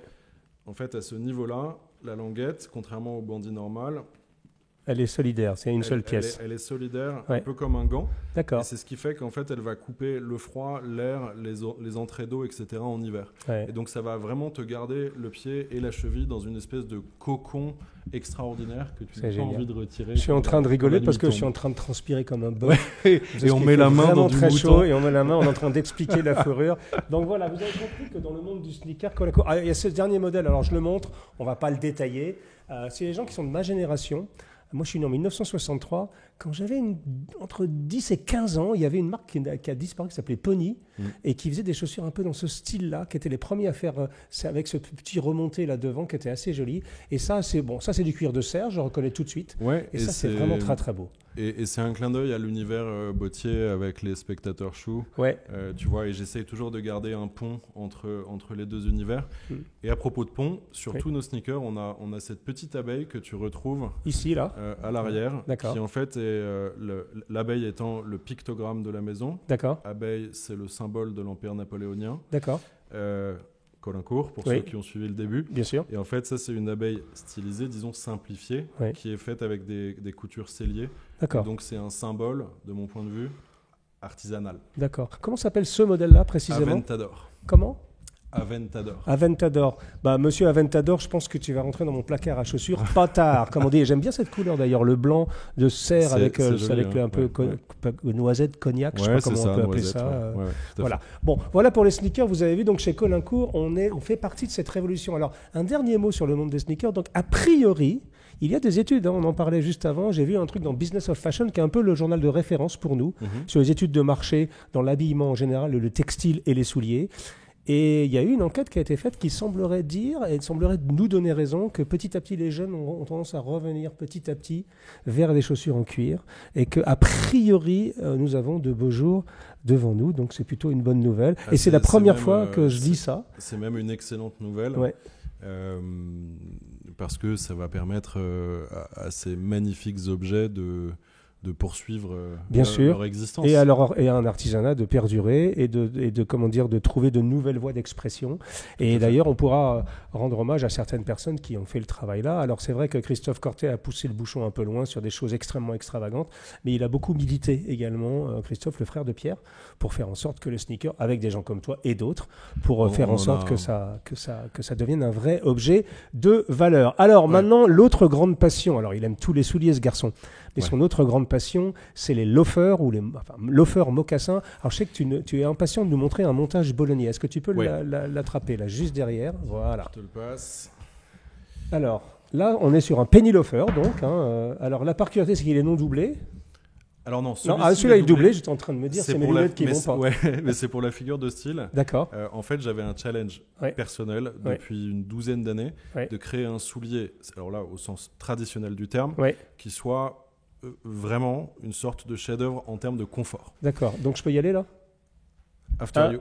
2, 3. Donc c'est un soulier en cuir, mesdames, messieurs, magnifique. Et regardez, voilà. C'est un bolognier. Avec une semelle cuir. Ouais, avec une semelle cuir. Voilà. Et regardez, magie. Tout revient dans l'ordre. Donc là, on est au sommet du confort. C'est de mon point de vue, c'est une œuvre d'art et c'est le résultat de quasiment 10 ans de travail. Et ce qui m'amuse sur un plan plus philosophique, c'est que là, on fait le chemin inverse de celui qu'on vient de parcourir ensemble. D'accord. C'est-à-dire qu'on part plus du soulier pour aller vers le confort du sneaker. On part du confort du sneaker pour essayer de l'intégrer autant qu'on peut dans un vrai soulier. Exactement. Et je me disais, le chemin que j'ai fait d'un côté, je vais essayer de le faire de l'autre côté.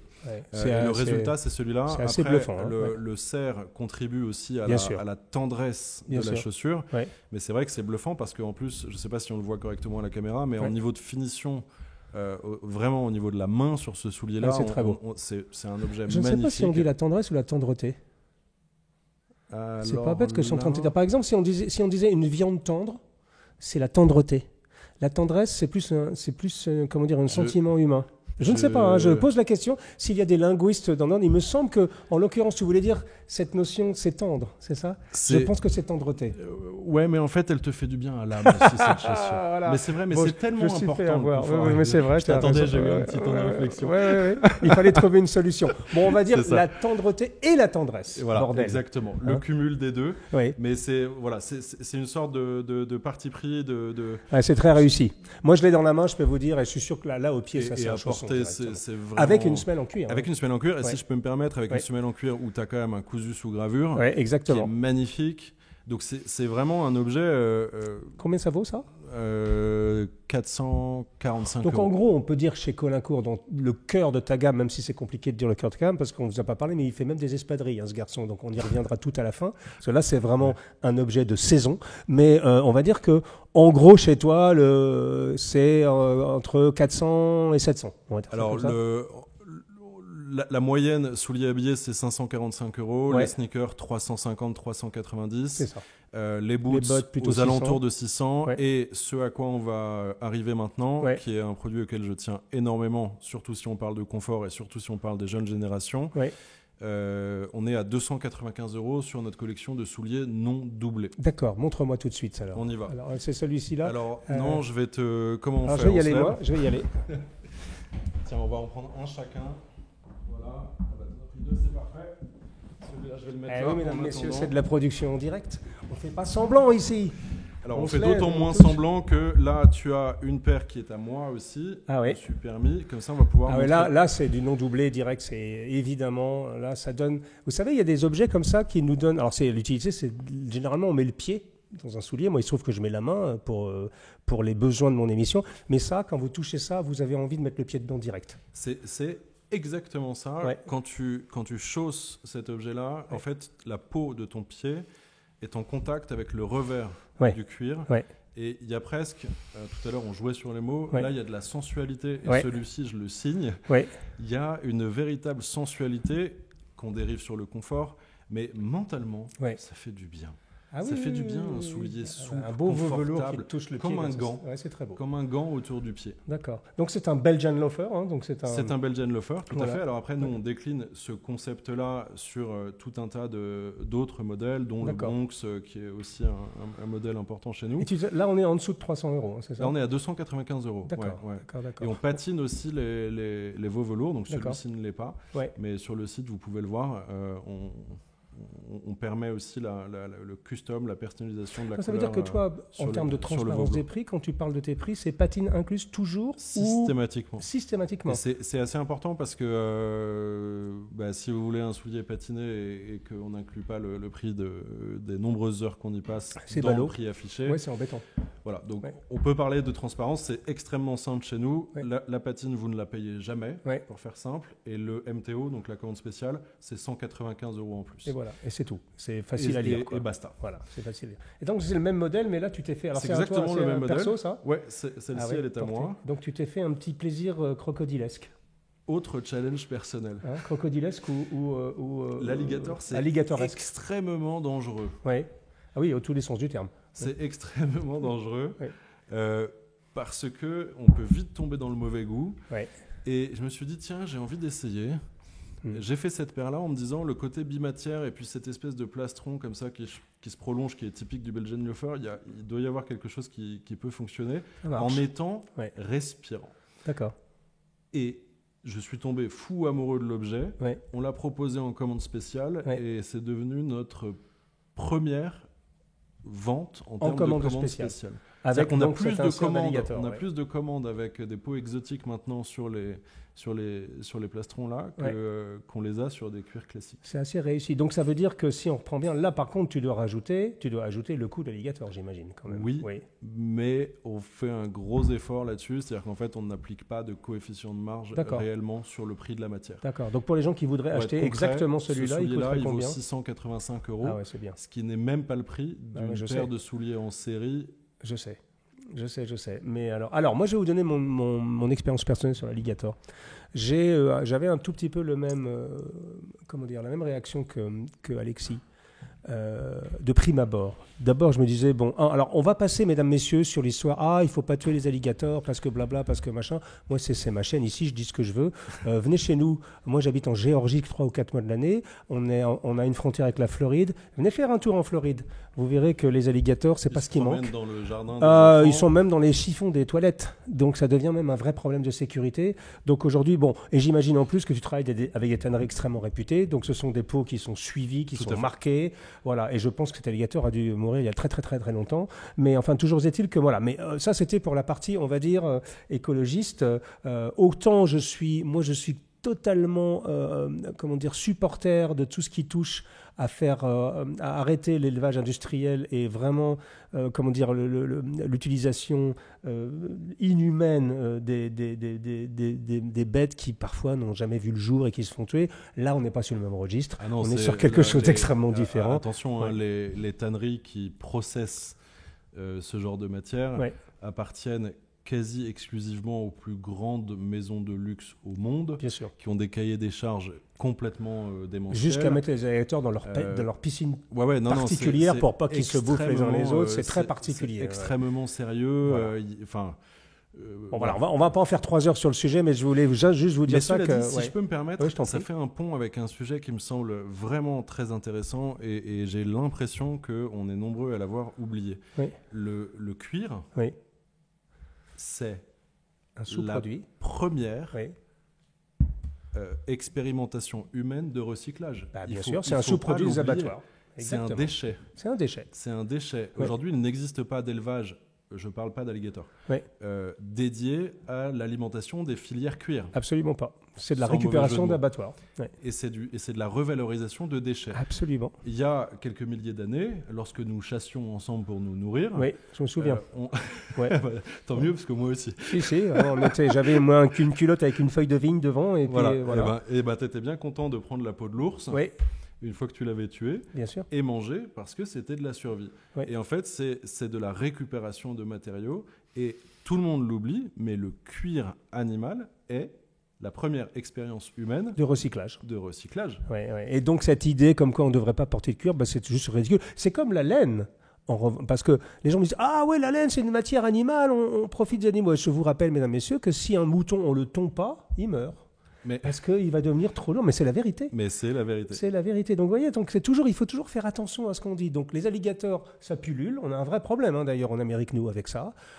Et puis, le cuir, tu as totalement raison, ce n'est qu'un sous-produit des abattoirs. Et c'est sans doute, historiquement, le premier recyclage qui a jamais été fait. Et si ça n'était pas dérivé pour l'exploitation maroquinerie, en fait, ce serait des problématiques énormes de traitement des déchets. Et de recyclage, oui. Parce que, et du coup, ce ne serait pas fait ou peu fait ou mal fait, et ça produirait des excès terribles de pollution. Alors, merci pour cette mise au point qui est extrêmement intéressante et je pense que peu de gens sachent. En tout cas, c'est assez facile à comprendre, mais peu de gens on n'y pense pas. On n'y pense pas, tout simplement. On n'y pense pas parce que c'est pas un produit technologique. Exactement. Je vais vous donner mon avis sur l'alligator ou le crocodile en général, ou les peaux exotiques en général. Personnellement, moi, j'étais pas très client de ça. J'ai même essayé, il y a 2-3 ans, on m'a fait essayer un blouson en alligator. Alors là, j'avoue que mon seuil de tolérance était un tout petit peu dépassé. Non pas, alors on vit quand même au XXIe siècle, je trouvais ça joli, c'était extrêmement brillant, effectivement, tout de suite, mais surtout, je me disais, je l'ai porté pendant 10 minutes dans la rue, je me suis fait insulter 4 fois. Ce qui est pas mal déjà en 1 minute. C'est une assez belle performance. C'est une belle performance. Moi, personnellement, ça ne me gêne pas plus que ça, mais je trouvais ça un peu too much. Ça veut dire, regardez mon blouson comme il est beau et brillant. Ceci étant, j'ai fait une paire avec mon ami qui nous a quittés d'ailleurs, à qui on va rendre hommage d'ailleurs dans une émission, Stéphane Jiménez, qui m'a fait une paire avec des inserts en alligator, un peu dans le même esprit que ça, sur la claque et puis un tout petit peu sur les quartiers. Ça permet de le rendre plus digeste aussi. Et c'était très beau. Donc je pense que l'alligator et toutes les peaux exotiques, c'est très beau quand c'est utilisé avec modération et quand c'est utilisé à bon escient. C'est-à-dire vraiment. Et après, il y a aussi le nubuck. d'alligator, qui est un travail... Ah ben voilà, on peut vous le parler, qui est un... Ah oui, c'est joli, je ne savais pas que tu vois, je ne l'avais pas vu encore, c'est un nubuck d'alligator, donc c'est la peau de l'alligator, mais qui est grattée, en fait, qui est pour donner une idée un peu de veau velours. Alors, on a un toucher bougie exactement. Qui est très... Et qui le rend beaucoup plus soft et beaucoup moins brillant. Tout à fait. Et assez joli. Alors moi, on pourrait dire d'un côté, c'est un peu bête de gratter un alligator, parce que c'est quand même une peau qui est assez magique. Mais d'un autre côté, pour le rendre un tout petit peu plus discret, surtout pour une chaussure qui serait entièrement en alligator, je trouve que le nubuck est assez joli. Il y a un côté plus raffiné, plus doux, plus sensuel aussi. Et voilà un autre exemple de commande spéciale. Donc là, c'est un supporter de l'équipe de France de football, ou je ne sais pas. Ou l'équipe de France de rugby, plutôt. Alors, ici. Celle-ci, on l'a faite juste pour montrer ce qu'est la possibilité de MTO chez nous. Voilà, ma chaussure à moi, c'est plutôt celle-ci. D'accord. Et moi, la mienne, c'est plutôt celle-là. Non doublée, ça, c'est vraiment, j'adore. C'est extraordinaire. Bon, j'étais en train de me dire, il va falloir que je me prenne une comme ça, je vais peut-être me prendre les deux. Tu sais que c'est Léon qui porte celle-ci, ton nouveau rédacteur en chef. Il en est à sa 5e paire, je crois, de Léon ce Luchard, modèle-là. qui est le nouveau rédacteur en chef de Parisian Gentleman, porte ce soulier-là. Je l'ai vu au Pity d'ailleurs. Et qui était client chez nous avant qu'il travaille avec toi. Et il était déjà très amoureux de ce modèle-là. Et oui, effectivement, on lui a fait une patine. Une petite patine sur veau velours comme ça, c'était assez... Qui est très, très douce, très raffinée. C'est comme un ombrage. D'accord. C'est assez chouette. Alors, nous allons terminer avec des chaussures un peu plus classiques. Alors, je vais être obligé de pousser. Voilà, alors moi, vous avez, mesdames, messieurs, là, c'est orgasmique pour moi. Il y a beaucoup de souliers, j'adore mettre les mains dans le cuir. Et là, on est vraiment, vous voyez, on fait ça en live devant vous. Alors, maintenant, on va aller sur des souliers un petit peu plus classiques parce que c'est un peu aussi, et c'est le métier d'origine. Et c'est le point de départ de Colincourt. Donc on est carrément à l'autre extrémité. C'est un soulier que moi je trouve, alors, avec un chisel, un bout un tout petit peu plongeant, demi-serre d'aigle, on va dire, qui est quand même relativement raisonnable, qui est assez joli quand même. Et là, c'est un genre de Balmoral. C'est un Balmoral, mais avec un V à l'arrière. C'est avec un V à l'arrière, c'est un Balmoral avec une variation. En fait, au niveau du plastron ici, si on le montre, pour avoir quelque chose de moins formel, j'ai créé cette ligne-là avec un angle et j'ai souhaité le retrouver à l'arrière. C'est ça. Et sans perforation, ce qui lui donne beaucoup de classe. Sans brogue.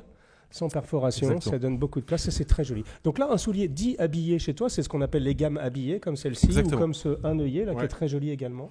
C'est ça. Ça, c'est un derby un œillet. C'est une figure de style assez rare.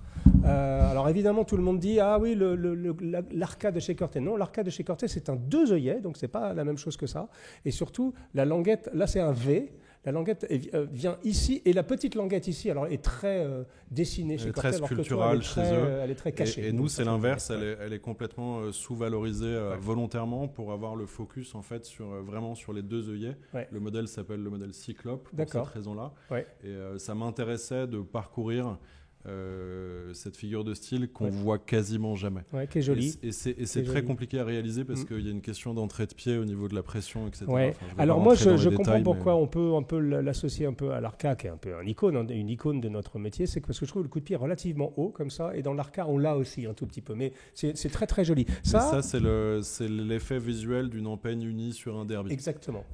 C'est ni l'arca, ni Cortet, ni Colincourt, ni Alexis. En fait, c'est vraiment c'est la nature des choses. Sur absolument. Et donc ça c'est joli, c'est un espèce de, alors on dirait presque, ça fait presque l'ambiance d'un tassel loafer, d'un mocassin à pampilles, mais sans pampilles.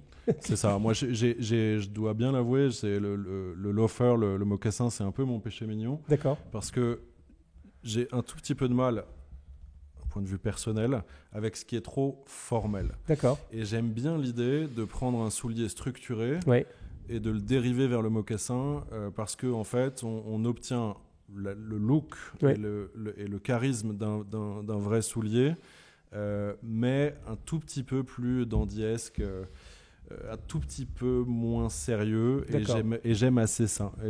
Et en particulier les hommes qui portent le costume pieds nus dans des mocassins, je trouve ça dans mon imaginaire personnel, c'est une forme d'élégance qui me touche beaucoup. Ah oui? Moi, je suis pieds nus dans mes mocassins. Ouais, mais tu me touches beaucoup. Ah bon, d'accord. Voilà. Il fallait le dire, mesdames et messieurs. Je ne sais pas si c'est le jaune ou si c'est les pieds nus dans les mocassins. Et ça, donc, c'est un saddle un peu? Ça, c'est un saddle loafer, exactement. Ouais. Et je te l'ai amené parce que c'était intéressant de montrer l'exemple de la patine sur le veau velours. Ouais, je vois. Et là, donc, un double monk ici. Bon, en fait, en gros... On a toutes les figures de style chez toi. Tu voulais la montrer, Cécile, parce que tu aimes la forme. Hein. Oui. Alors moi, je pensais que c'est une forme pour femme au début. D'ailleurs, on pourrait penser que c'est une forme féminine. Ouais, d'ailleurs, je suis sûr que Sonia pourrait porter ça très bien, d'ailleurs, cette chose-là. Mais en fait, tu montres que quand tu la mets au pied sur le sol, alors là, on ne va pas pouvoir la mettre sur le sol, il y a une jolie forme. C'est un objet qui est très sculptural. Ouais. Pour une forme ronde, elle a beaucoup de caractère. Ouais. Elle a des lignes qui sont très aiguisées. Mm-hmm. Et si je devais résumer ce qu'on fait dans le soulier habillé en une seule phrase, ce qui me tient le plus à cœur, c'est le travail au niveau des formes. C'est-à-dire que nous, on fait, j'appelle ça l'école française, c'est-à-dire des formes fines, élégantes, racées, mais jamais longues. D'accord. Qu'est-ce que ça signifie? Ça veut dire que sur un soulier un petit peu plus agressif comme celui-là, pour autant, ça te fera jamais un pied long. Compris. Et sur une forme plus ronde, plus traditionnelle comme celle-ci, tu n'auras pas un pied lourd. D'accord. En fait, tu vas avoir un rendu beaucoup plus aérien qu'une chaussure anglaise traditionnelle, que j'aime beaucoup par ailleurs, mais je ne suis pas là pour faire...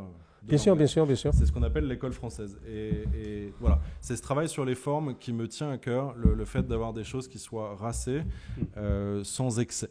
Et alors, nous ne pouvons pas clôturer cette émission sans vous montrer un objet, alors qui m'a surpris un peu parce que quand Alexis est venu à la maison, il m'a dit « Ah tiens, je t'ai amené un petit cadeau, je t'ai amené, ainsi qu'à ton épouse, une paire d'espadrilles. » Alors pour moi, espadrille, chez moi, on disait une savate de corde. Quand j'étais gamin, on appelait ça une savate de corde, je ne sais pas si ça se dit encore. Et pour moi, c'était un objet qui se détruisait plus ou moins en une semaine à force de jouer au ping-pong ou d'aller à la pistache, comme on disait à mon époque. Mais là, en fait, tu m'as amené une espadrille qui est montée sur une semelle. Alors cuir ou c'est un peu particulier. Raconte-moi ça. C'est un objet que j'aime beaucoup parce que c'est assez symptomatique du travail qu'on fait. C'est fait au Pays Basque, pour être précis, bien sûr. qui est le berceau de l'espadrille. Sauf que c'est une espèce de, si je peux me permettre, une espèce de sur-espadrille. Elle en a le look, mais elle en a pas du tout le inside sous le moteur. D'accord. Je m'explique. Une espadrille normale, classique, le pied droit, le pied gauche sont totalement les mêmes. Chez nous, tu as un pied droit et tu as un pied gauche. Donc déjà, en termes de chaussants, ça change tout. La deuxième chose, c'est que... tu veux dire que dans les espadrilles pas chères, c'est les mêmes, elles sont droites en fait. Et tu peux intervertir les deux. Donc là, tu as un pied droit, un pied gauche. Avec légèrement tournant, donc. Qui est tournant pour suivre la forme de ton pied, effectivement. Bien sûr. Et là où ça a un intérêt, outre le chausson immédiat, c'est que la deuxième chose, si je peux me permettre, c'est que nous, en fait, on va la gainer avec une première de propreté en cuir, tannage végétal, et tu as un rembourrage. D'accord. Ce qui fait qu'au bout de 2 ou 3 pores, la première de cuir va prendre en quelque sorte l'empreinte de ton pied, un petit peu comme si tu marchais dans le sable. Bien sûr. Et ça va conférer à la chaussure un confort qui est stratosphérique. D'accord.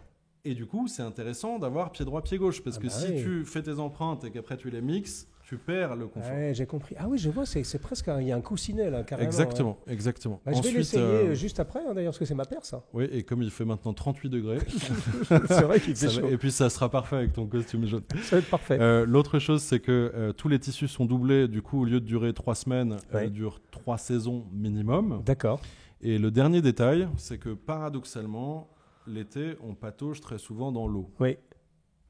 Et l'eau et la corde ne font pas du tout bon ménage. Non. La corde qui est la structure de la semelle d'une espadrille. D'une part parce que ça fait puer ta chaussure et tes pieds quand tu transpires dessus.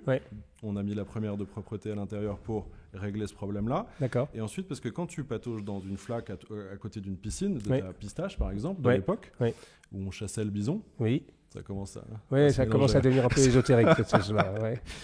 Et ben en fait, avec la fine semelle en cuir qu'on a ici, l'eau ne va pas venir faire pourrir la corde. Et du coup, tu as une durée de vie qui est multipliée par... tu appelais ça une escadrille. Ouais, c'est fait en collaboration avec une maison qui est vraiment spécialisée dans ça, qui s'appelle Escadrille. Et en fait, on fait cette collab ensemble depuis maintenant 12 ans, je crois. Ah oui, donc c'est pas récent. En fait. Non, c'est pas récent, et c'est un plaisir qu'on fait perdurer d'une année sur l'autre, parce que les gens qui en prennent une fois, en général, on les revoit l'année d'après pour prendre une autre couleur, etc., etc. Pour être honnête, on fait pas ça pour vivre, parce qu'on a vraiment des marges absolument ridicules sur cet objet-là. On le fait, et c'est aussi notre sincérité au niveau de la démarche dans tout ce qu'on fait. On le fait parce que c'est un objet qui est sympa et auquel nos clients sont hyper attachés maintenant. D'accord. Donc honnêtement, on pourrait les arrêter, ça changerait pas grand-chose à mon bilan. Oui, j'imagine. Mais par contre, ça change le plaisir qu'on a de les porter. Donc Colincourt, de l'espadrille à la botte de moto, en passant par les souliers habillés, par une gamme de sneakers absolument exceptionnelle, par des bottines, dont une très emblématique avec du tweed, par une Chelsea boot avec un caoutchouc avec recouvert de cuir, c'est quand même assez rare, avec des Belgian loafers, avec des possibilités d'insert de crocodile. Donc là, on est... j'ai essayé de tout résumer en une phrase, c'est assez compliqué, généralement j'y arrive, mais là il y a quand même beaucoup de choses sur la table. Mais il y a une espèce de... Moi ce que j'aime bien dans tout ce qu'on vient de se dire, c'est qu'il y a une ligne directrice, l'esthétique et le confort, et sans faire l'économie ni de l'un ni de l'autre.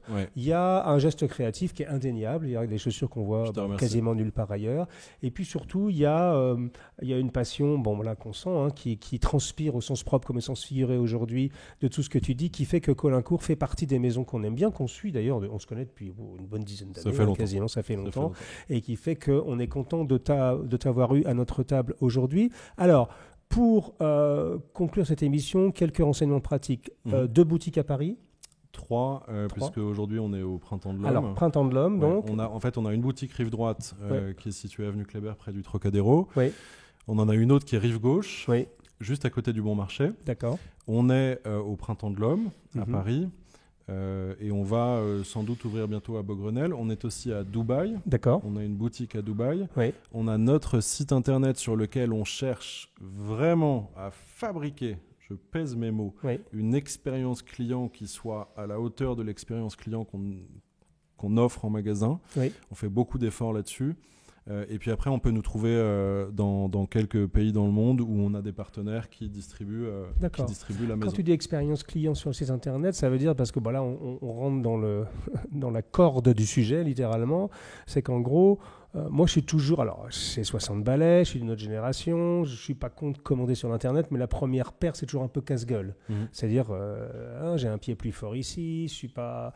Et puis après, alors moi, je suis un peu, j'ai un petit peu de route, j'ai un peu de miles au niveau de mes souliers, donc, et j'ai une grosse collection. Mais enfin, donc moi, je maîtrise mes pieds relativement bien. C'est-à-dire, je sais à peu près expliquer.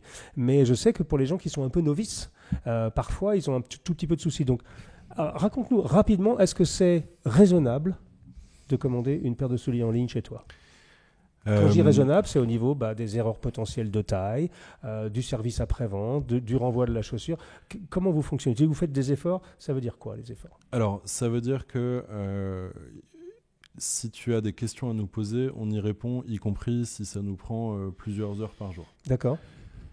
Ça a l'air peut-être un peu bateau de le dire comme ça, mais quand tu as une maison artisanale, on est une PME, donc ça veut dire qu'on n'est pas 500 à répondre aux emails. Ça, c'est sûr.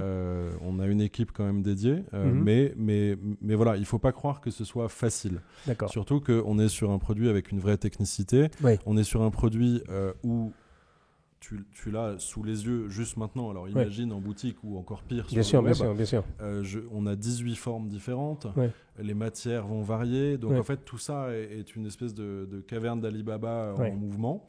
Et donc, nous, notre job, c'est d'essayer d'être en mesure de former nos équipes du mieux possible pour qu'ils répondent du mieux possible aux clients. Donc déjà, il y a une information qu'on ne conserve pas. C'est-à-dire qu'il y a quand même beaucoup de maisons où quand tu dis « coucou, j'aimerais une réponse », on te dit acheter d'abord et on verra après. Oui, ou alors tu tombes sur... Je parle pas de maison de souliers, je parle vraiment en général. Ou alors tu tombes sur des conseillers qui sont sur des plateformes téléphoniques qui ne maîtrisent pas le produit. Exactement. Nous, les gens qui vont te répondre, ce sont que des experts qui sont dans la maison depuis plusieurs années, qui maîtrisent les formes, qui maîtrisent les matières, qui maîtrisent les montages, etc. D'accord. Donc ils vont être en mesure vraiment de te conseiller. Ensuite, il y a une chose qu'on a mis au point, c'est que on a fabriqué une espèce de logiciel qui est basé sur les informations que moi j'ai en tête et qui sont le résultat de 15 ans où j'ai chaussé mes clients. D'accord. Donc par exemple, on sait que cette forme-là, si jamais toi tu fais un 42, eh ben celle-là il faudra la prendre en 7. Ce qui n'est pas logique, je ne rentre pas dans ce niveau de détail. D'accord. Et en fait, du coup, on a un petit logiciel. En fonction des formes et des choses. Tu vas dire bonjour, je fais un 9 US, je veux un Darjeeling, et ben ça va te sortir la pointure qui va être un 6,5 ou un 7 par exemple. C'est une base de données que tu as alimentée toi-même avec 15 ans d'expérience client. C'est exactement ça. Et donc en fait l'idée c'est que si tu utilises ce petit logiciel mais qui est très simple, tu réponds à 3 questions et c'est fini. En fait, tu vis exactement l'expérience qu'on aurait en magasin. Si demain, je ne te connais pas, tu rentres chez moi, tu me parles japonais, on ne se comprend pas, il va falloir que j'arrive à te chausser. Je vais quand même essayer de choper une première information. La première information, ça va être une taille. Bon. Et ensuite, on va la traduire en langage chaussant Colincourt pour faire en sorte que ça te chausse. D'accord. Et en fait, ça, on l'a retranscrit, donc c'est accessible sur le web. C'est en bas, dans le footer du site. D'accord. Et c'est extrêmement efficace et ça nous permet de réduire à moins de 2% les demandes d'échange. Ah, c'est pas beaucoup. Ce qui n'est pas beaucoup. Non, donc c'est même incroyablement pas beaucoup. C'est un gros travail. Ensuite, on essaye de fabriquer, on l'a évoqué rapidement tout à l'heure, on a une chaîne YouTube, on a un Instagram et on essaye de produire un contenu qui soit pas que esthétisant, mais qui soit aussi pratique pour le client. Donc, on fait des tutos sur le chaussant, c'est-à-dire vous vivez en Dakota du Nord, vous avez reçu une paire de bandits. Pourquoi Dakota du Nord ça m'est venu en voyant... Bon, bah alors en Iowa. Alors, Iowa. Allez, allons-y. Voilà ce que tu vas peut-être ressentir. Option 1, 2, 3. Voilà ce qu'il faut faire. Voilà, est-ce que tu peux régler ton problème facilement, etc. En fait, on fait des tutos vidéo qui, en fait, on essaye de retranscrire dans une vidéo l'expérience que tu pourrais avoir en magasin. Donc en fait, si tu accumules toutes ces fonctions-là, et c'est vraiment du travail pour nous de le concevoir et de le produire, mais bon, c'est pas vous que je vais expliquer ça. Bien sûr. En fait, il existe une matière qui est à disposition du client. S'il consomme cette matière, il va pouvoir vraiment se chausser avec un risque qui est... et si toutefois il y a un problème à la livraison, et si ça ne va pas, vous avez une politique de retour qui est, j'imagine, assez souple. Tout à fait. La seule chose, et certains ne le font pas, et je peux comprendre, la seule chose, c'est que quand on va échanger une paire de souliers, en fait, on va renvoyer à nos frais la deuxième paire. Bien sûr. Par contre, on demande au client de nous renvoyer à ses frais la chaussure. D'accord. Il y a une raison à ça. Mettons les pieds dans le plat. Aujourd'hui, avec l'explosion des coûts, mais même avant l'explosion des coûts, nous, on ne travaille qu'avec DHL. C'est valable pour UPS, etc. Pour qu'il y ait une satisfaction client maximale. On ne va jamais perdre ton colis. Il ne va pas être là alors qu'on t'avait dit qu'il serait là, etc. D'accord. Ça a un coût. Quand on envoie une paire de souliers aux États-Unis, puisqu'on parle de ça, ça coûte 55 €.